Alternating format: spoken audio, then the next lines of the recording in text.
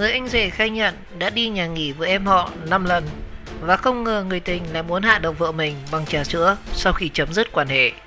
Trong phiên xét xử vào sáng ngày hôm nay thì Quy, người anh rể có mối quan hệ ngoài luồng với Trang, lần đầu lên tiếng về vụ việc. Và khai nhận trước tòa thì anh Quy nói rằng anh ta đã đi nhà nghỉ 5 lần với bị cáo Lại Thị Kiều Trang ở tỉnh Thái Bình và Nam Định. Và bản thân người này rất bất ngờ trước việc làm của Trang.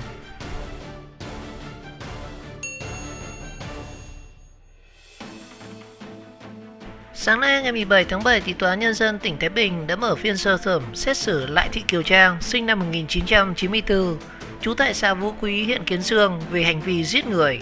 Trang là bị cáo trong vụ việc hạ độc chị họ bằng trà sữa vì có tình cảm với anh rể gây rúng động dư luận trong thời gian vừa qua. Và trong phiên xét xử ngày sáng nay thì anh Quy là anh rể của Trang lần đầu lên tiếng về vụ việc và khai nhận trước tòa thì Quy nói rằng đã đi nhà nghỉ 5 lần với bị cáo Lại Thị Kiều Trang ở tỉnh Thái Bình và Nam Định. Đến đầu tháng 10 thì tôi quyết định muốn chấm dứt mối quan hệ này vì biết như thế là sai trái. Và khi chấm dứt thì bị cáo xin cái áo để làm kỷ niệm. Và tôi không ngờ rằng bị cáo lại làm như vậy. Và trong quá trình bị cáo thực hiện hành vi phạm tội, tôi không biết gì và cũng không thấy có biểu hiện gì, Quy khai nhận trước tòa. Và tại tòa thì Lại Thị Kiều Trang khai nhận bản thân đã lên mạng internet và phát hiện ra cyanua là chất độc nên đã muốn mua để tự tử. Bị cáo đặt mua cyanua trên mạng rồi nhận được 2 chai vỏ trong suốt có giấy bọc. Bị cáo khai nhận có quan hệ yêu đương với anh rể. Do thấy anh rể yêu thương chăm sóc vợ nên bị cáo ghen tuông. Sau đó thì bị cáo đổ cyanua vào 4 cốc thì hết. Sau khi gửi được ít túi trà sữa và túi quýt đến bệnh viện xong thì bị cáo quay về nhà. Và sau khi nghe tin có người tử vong ở bệnh viện thì không biết nạn nhân chết vì lý do gì, chỉ biết là đột tử. Hội đồng xét xử đặt câu hỏi, thời điểm bị cáo mang trà sữa có độc đến bệnh viện, bị cáo có nghĩ đến những người khác khi uống phải trà sữa của bị cáo sẽ như thế nào hay không? Và con họ sẽ ra sao hay không? Bị cáo Lại Thị Kiều Trang trả lời, lúc đó thì bị cáo không nghĩ được gì cả. Hội đồng xét xử tiếp tục hỏi, bị cáo có biết liều lượng bao nhiêu cyanua là gây chết người hay không? Tại sao bị cáo lại bơm vào 4 cốc trà sữa? Bị cáo có nghĩ đến hậu quả hay không? Bị cáo Lại Thị Kiều Trang trả lời trước tòa, bị cáo bơm hết 1 lít cyanua vào 4 cốc trà sữa. Bị cáo chỉ biết cái này uống vào sẽ tử vong từ 5 đến 10 phút sau đó. Và bị cáo chỉ nghĩ bị cáo sẽ gửi cho chị Yến uống. Lúc đó thì bị cáo không nghĩ đến hậu quả. Và đến ngày hôm sau thì thấy hối hận. Và may vì chị Yến không bị làm sao cả. Và Trang nói rằng khi nghe tin người tử vong không phải là chị họ mình thì bản thân Trang cảm thấy chị họ may mắn vì đã thoát chết. Bị cáo Trang chấp nhận bồi thường các khoản tổn thất cho gia đình của nạn nhân.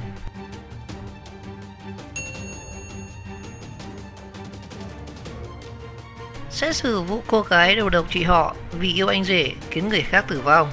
Hình ảnh 3 đứa con thơ ngơ ngác bên di ảnh của mẹ khiến ai cũng ngậm ngùi xót xa. Tòa án Nhân dân tỉnh Thái Bình hôm nay đã đưa ra xét xử vụ án em gái yêu anh rể rồi bơm cyanua vào trà sữa để đầu độc chị họ. Và từ rất sớm thì người thân của nạn nhân mang theo di ảnh đến tòa. Và ai cũng xót xa khi chứng kiến 3 người con thơ đang ngơ ngác bên di ảnh của người mẹ trẻ. Sáng nay ngày 17 tháng 7 thì Tòa án Nhân dân tỉnh Thái Bình mở phiên sơ thẩm xét xử Lại Thị Kiều Trang sinh năm 1994, trú tại xã Vũ Quý, huyện Kiến Sương về hành vi giết người. Trang là em họ của chị Đặng Thị Hải Yến, là chồng của anh PVQ. Từ tháng 1 năm 2019 thì giữa Trang và anh Quy nảy sinh tình cảm yêu đương. Khoảng tháng 10 năm 2019 thì anh Quy muốn dừng lại mối quan hệ này, dẫn đến việc Trang buồn chán. Đến khoảng đầu tháng 11 năm 2019 thì Kiều Trang đã tìm mua natri cyanua trên mạng để tự tử. Nhưng do ghen với chị Đặng Thị Hải Yến nên Trang nảy sinh ý định giết chị Yến. Sau đó thì Trang đặt mua trà sữa rồi tự bơm chất độc và gửi đến bệnh viện nơi chị Yến đang công tác. Và do không hề biết trà sữa có độc nên chị NTH là đồng nghiệp của chị Yến đã uống phải cốc trà sữa do Trang gửi tới và dẫn tới là chị này tử vong tại chỗ. Sự việc khiến dư luận chấn động trong suốt một thời gian rất dài. Và ngày hôm nay ngày 17 tháng 7 khi phiên tòa được diễn ra thì người thân của chị Hát, những người liên quan đã được triệu tập và có mặt từ rất sớm. Và ôm di ảnh của người con trên tay, mẹ ruột của chị Hát cho biết mong muốn cơ quan chức năng xử đúng người và đúng tội. Nói thật là giờ con gái tôi mất rồi, chỉ mong tòa xử đúng người đúng tội, người mà đã gây ra cái chết của con gái tôi. Tiền bạc bây giờ bao nhiêu thì cũng không quan trọng nữa rồi, người mẹ đau đớn nói với phóng viên. và đi cùng bà ngoại và những người thân khác trong gia đình, thì ba đứa con thơ của chị Hát cùng đeo khăn tang trắng và ngơ ngác ngồi cạnh di ảnh của mẹ bên cạnh bà. Người con út của nạn nhân còn rất nhỏ và chưa thể hiểu chuyện gì đang xảy ra. Và chứng kiến hình ảnh ấy thì ai nấy đều xót xa và vô cùng thương cảm. Và theo bảng cáo trạng, sau khi có ý định giết chết chị Yến do biết chị Yến hay uống trà sữa, nên ngày 2 tháng 12 năm 2019 thì Trang đã mua 6 cốc trà sữa rồi dùng bơm kim tiêm bơm chất độc vào 4 cốc này cho hết chất độc. Sau đó thì đối tượng dùng sim giác gọi nhờ người ship toàn bộ trà sữa đến bệnh viện Phổi Thái Bình và giả là người nhà bệnh nhân gửi đến cho chị Yến để cảm ơn. Và do chị Yến không có mặt ở bệnh viện thì Trang đã gửi túi đựng trà sữa cho một điều dưỡng viên khác và nhờ chuyển hộ cho chị Yến. Đến khoảng 10 giờ ngày 3 tháng 12, nạn nhân là chị NTH đã uống vài cốc trà sữa do Trang gửi đến cho chị Yến, sau đó dẫn đến chị này tử vong sau đó. Và sau khi tiếp nhận tin báo thì công an thành phố đã phối hợp với Viện Kiểm sát Nhân dân thành phố điều tra vụ việc. Và đến ngày 27 tháng 12 thì cơ quan chức năng đã ra lệnh bắt giữ người trong trường hợp khẩn cấp đối với Lại Thị Kiều Trang.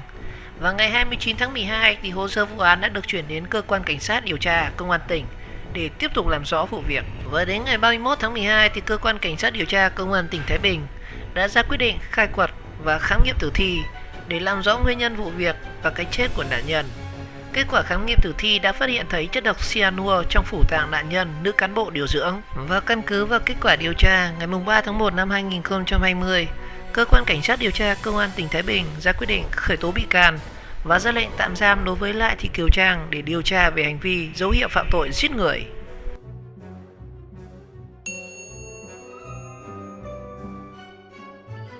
Tuyên án tử hình cô gái đầu độc chị họ bằng trà sữa vì yêu anh rể ở Thái Bình.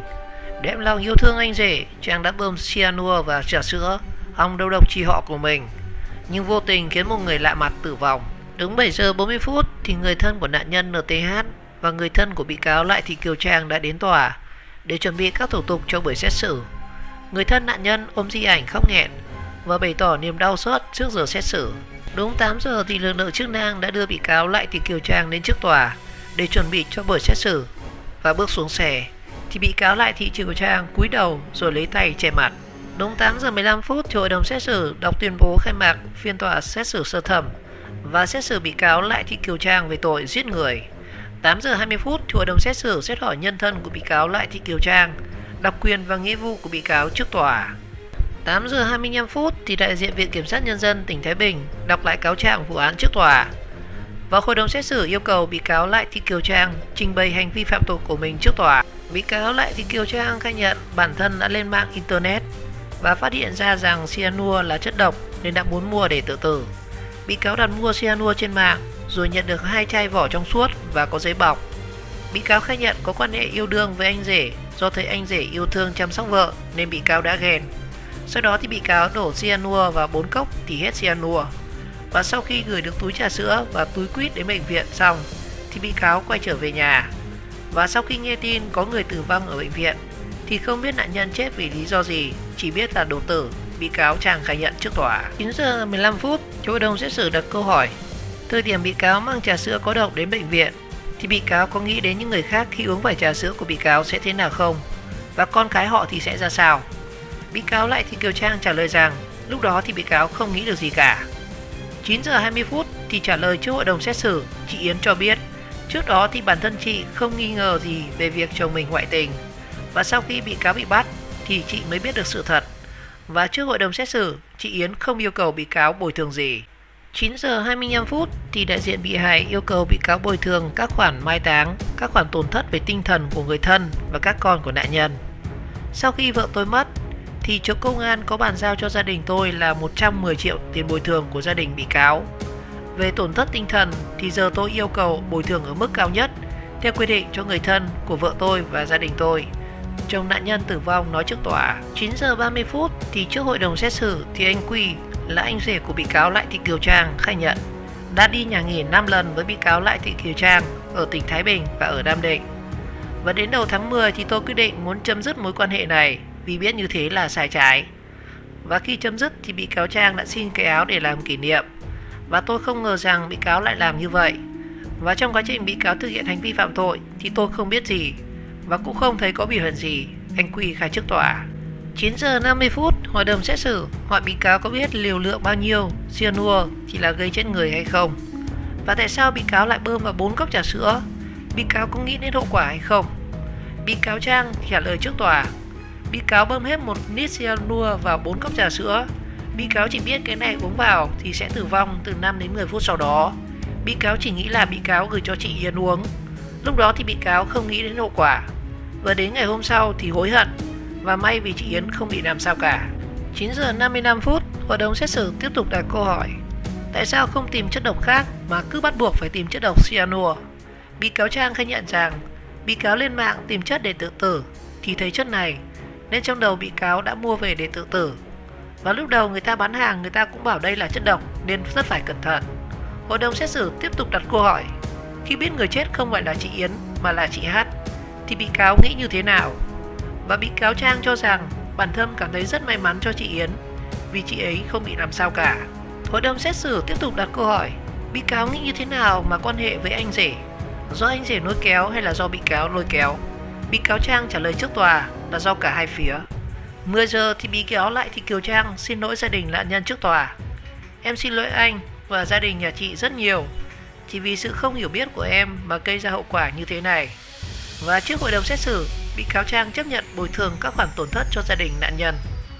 10 giờ 10 phút thì người bào chữa cho bị cáo đặt câu hỏi với người nhận gói quà tại bệnh viện là chị L và chị Yến. Tại sao lại không báo cáo cho lãnh đạo khi có người gửi quà đến, vì việc nhận quà là sai trái, và bản thân mình có thấy mình sai khi nhận quà hay không? Tuy nhiên, hội đồng xét xử yêu cầu luật sư dừng câu hỏi này và cho rằng đây là phiên xét xử vụ án về hành vi giết người. Đồng thời, hội đồng xét xử giải thích thêm, cả chị Yến và chị L đều bất ngờ khi có người gửi món quà gồm có trà sữa và quýt và một phong bì đến, và không hề có ý định nhận quà và không biết đến việc có người gửi quà từ trước, nên việc này không có căn cứ để truy cứu. 10 giờ 20 phút thì đại diện Viện Kiểm sát Nhân dân tỉnh Thái Bình cho rằng hành vi của bị cáo có thể gây chết rất nhiều người và gây cảnh ly tán cho gia đình các nạn nhân. Và để đạt được mục đích cá nhân, bị cáo đã thực hiện hành vi tàn độc và đê hèn, cần phải nghiêm trị trước pháp luật với mức án là cao nhất. Hành vi của bị cáo là không thể cải tạo và cần phải loại trừ vĩnh viễn ra khỏi xã hội. Và sau khi xem xét các tình tiết tăng nặng và giảm nhẹ về trách nhiệm hình sự, thì đại diện Viện Kiểm sát đề nghị hội đồng xét xử tuyên phạt bị cáo Lại Thị Kiều Trang về tội giết người. 10 giờ 30 phút thì luật sư bào chữa cho bị cáo thay mặt bị cáo gửi lời xin lỗi đến gia đình nạn nhân. Và theo quan điểm của tôi trong vụ án này, rõ ràng chị Y và chị L đã vi phạm quy định vì đã nhận quà, vì thực chất theo quy định họ không được nhận quà, nên hai chị cũng phải có trách nhiệm về bồi thường, nhưng bị cáo đã nhận bồi thường hết. Về phần bị cáo, thời điểm bị bắt tạm giam đến thời điểm này thì bị cáo cũng đã ăn năn và hối cải và nhận ra được sai lầm. Có thể bị cáo sẽ nhận được mức án cao nhất, nhưng pháp luật cũng có những sự nhân đạo, và muốn đề nghị hội đồng xét xử tuyên phạt cho bị cáo hình phạt giảm nhẹ để bị cáo thấy được sự nhân đạo của pháp luật.